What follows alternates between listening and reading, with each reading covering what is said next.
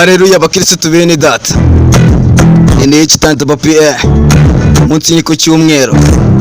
Buri muntu wese nahe icyubahiro Imana. Nubwo nigeze nababwira ngo Imana ije mu Rwanda bayifunga. Baza ariko nawe 1994 mu Rwanda murabyibuka inzira karengane zazije jenoside yakorewe abatutsi zipfa. Imana irebera kamana yareba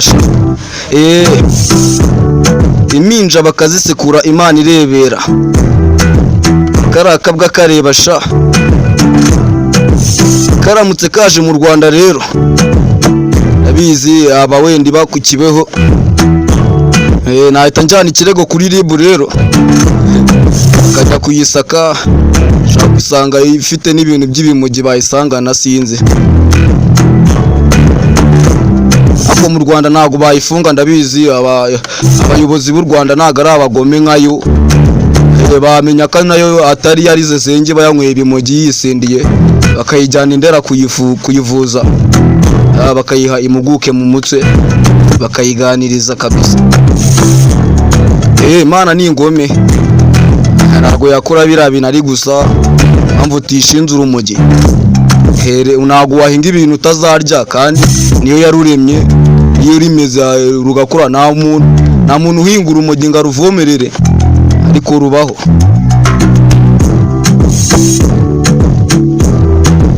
Mbere na mbere itangira igice cya mbere umurongo wa mbere aravuga ngo mbere na mbere Imana yaremye ijuru n'isi. Yabiremye ihagaze yo n'iki cyayiremye. Kandi aravuga ngo mbere yuko irema ijuru n'isi mu ijuru ngo habanje kuba inama y'agakiza. Kandi ahanga bakavuga ngo mbere na mbere aremye ijuru n'isi inama bayikoreye hehe. Nakwigendera Ezra Mpyisi asiri w'abadive muramwibuka bigeze kuvuga ngo aba scientific ni injishi. Imana yarakuremye urangije wiyita inkuge wakomotse ku nkuge. Akabita injishi rwose abaseka cyane. Ariko nanjye nkibaza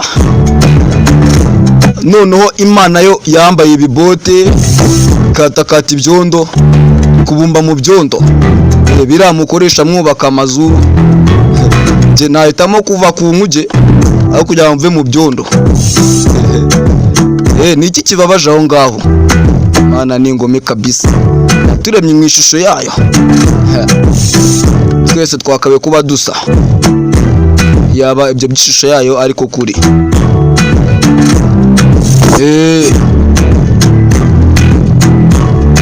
Ese waruzi ko Satani avugisha ukuri kurusha Imana? Satani avugisha ukuri kurusha Imana.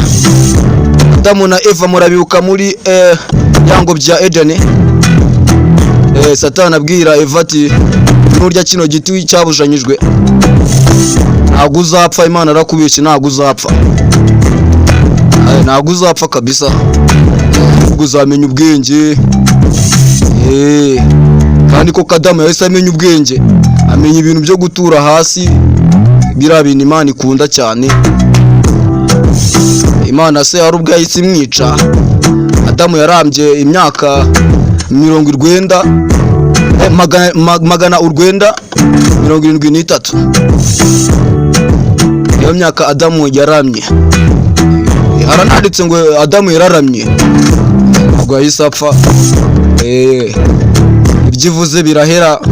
Mwe muravuga ngo ntango bihera. Birahera kabisa. Jya yivuguruza nayo asanga yari yakoze ibintu by'ubufu buriya biba yanyweye za staff zayo bya bimogi byayo nyine. Hari indirimbo iherutse kuza mu Rwanda irabica biracika Glory Ambassadors ngo hejuru mu kirere ngo niho Imana iba.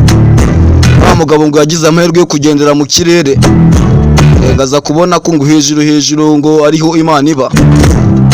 Biraba bakora n'icyaha baba konfirma ko ngo ari hiba kandi ntago bayibonye baba bagomba kubyizera gusa nta kubikonfirima. Reka mbatembereje hejuru mu kirere turebe ibiriyo, ngo namwe muraza kunyereka aho iyo mana iri. Iyo uri mu isanzure hejuru mu kirere, hari abaririmbaga ubona imibumbe 8. Haba hari inyenyeri yaka cyane bita izuba, n'itsinda rya galaxy ryegereye isi, n'andi moko menshi inyenyeri, imibumbe y'amazi, imibumbe y'imyuka. Ariko imibumbe igaragara neza ni iyi ngiyi: Mercury, Venus, Mars, Mars. Hariya Elon Musk ari kugerageza ngo azahatuza abantu. Jupiter, Saturn, Uranus na Neptune. Muri iyo mibumbe ni hehe Imana iba? Buriya turamutse dupfuye twese, wenda habayeho nk'ikirozo runaka, abandi bantu hakaba ngombwa ko habaho abandi bantu, ziriya satelite twasize mu kirere avuga ngo nazo ni Imana yaziremye, ko ntago baba babizi. Hari igihe wibaza impamvu abantu bakomeye bazi ubwenge bize, impamvu bizera Imana, impamvu icyo kinyoma cyakwira hose, gasanga ahantu hose baravuga Imana. Umuntu wigeze kudusanga mu cyaro, umuntu wigeze yadusanga mu cyaro atubwira icyo gihe mu Rwanda nibwo hari haje ikigo cy'igihugu RIB. Ikigo cy'igihugu RIB, we aza atwumvisha uburyo RIB yayibonye RIB imeze. Atubwira ngo RIB ni ikigabo kinini, ikigabo kiruta ipoto, ikigabo kiba kiri mu binyururu, ikigabo cyarakaye. Iyo nguri guhakana icyaha kita kivuga ngo cyangwa kigahita kikurya. Ngo RIB rero yatwumvishaga uburyo ari urugabo runini, umuntu uzongera gukora icyaha bazamuzanira ikiribu. Ariko nyuma yigeze kumva ngo mu murenge wacu haje RIB, njya kureba n'amatsiko menshi icyo kigabo, nsanga ni ikigo nyarwanda cy'ubugenzacyaha. Nsanga n'abantu nyine, ikigabo cyari cyatubeshye. Ariko icyo gihe iyo nza guhita mpfa, ari gupfa nzi ko mu Rwanda hari ikigabo cy'ikiribu kinini kiruta amapoto, giteye ubwoba. Ikinyoma nyine, ikinyoma kirakwirakwizwa, abantu bacyumvishe bitewe nuko nta makuru ahagije bakacyemera. Kuko nguko Imana ikwirakwizwa, Imana noneho baba bifitemo n'inyungu, urayikwirakwiza ukakuramo amafaranga. Abenshi baba bari mu bucuruzi, yamumenye ko neza Imana itabaho. Ubundi impamvu mutabimenya, ngo ubuzi ngo Imana iba hejuru mu kirere, Satani ngaba hasi ku butaka. Hano dushinze ibirenzi, katurebe hasi ku butaka. Ibintu biriho ndaje mbatemberezeyo. Iyo ucukuye ugacukura ukoresheje ibyuma by'ikoranabuhanga, wenda bifite kamera, ugera ku gitaka cyitwa karasi. Icyo gitaka ugacukura wakirenga, ukagera ku gitaka cyitwa litosifeya, ugacukura wakirenga, ukagera ku gitaka cyitwa asitonosifeya, ugacukura waharenga ukagera ruwamenta, ugacukura ukagera kuri awutakoa, ukagera muri inakoa, harahaba za magma. Hahandi haba utubuye isi ishasheho, isi ifasheho, turandi two tujya dukomana, tuba tugenda gake cyane, ariko hari igihe dukomana hakaba tectonic movement, imyivumbagatanyo, umutingito ukaba. Iyo ubashije kubirenga rero, tugera kuri awutakoa, ahantu hasa nkaho uvuye, bafatiraho ukagera kuri loamenta, neza hasa nk'ahandi wahuza uca, beranitiranwa, ukagera kuri asitonosifeya, ugacukura ukagera kuri Tofeya, ugacukura ukagera kuri Cast, ugahingukira handi hejuru ku isi. Nanone isi nyine imeze nka baro, babibasobanuriye kenshi. Agashishi kabashije gupfumura baro akabasha kongera gupfumura aho kahingukiye, kahinguka hejuru ya baro. Ikisimiza aho ngaho tuzengurutse na Satani tuhabonye, igihugu kikuzimu ntago tukibonye, sinzi kabisa ahantu aha. Itangira igice cya 2 umurongo wa 7.